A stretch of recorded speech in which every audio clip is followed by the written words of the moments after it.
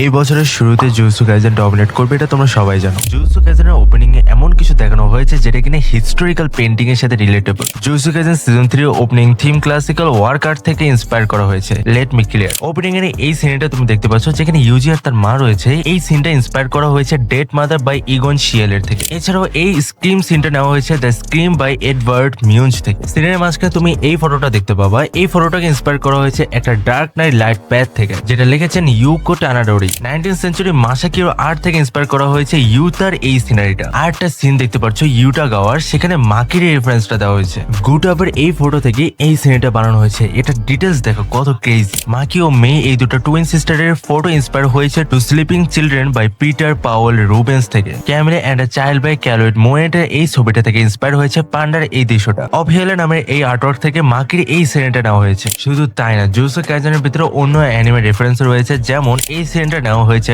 Ghost in the shell anime থেকে। এত কিছু ওপেনিং দেখিয়ে জুজুৎসু কাইসেন এটা প্রমাণ করতে যাচ্ছে এই বছর জানুয়ারিতে জুজুৎসু কাইসেন ডমিনেট করতে যাচ্ছে। শুধু জানুয়ারিতে না, বছরের শুরুতে জুজুৎসু কাইসেন ডমিনেট করতে যাচ্ছে, কারণ এরপর আসতে যাচ্ছে বিগ 3 যে রিলেটেড একটা ভিডিও এখানে বানিয়ে রেখেছে। এছাড়াও এই ভিডিওটা বানানোর কারণ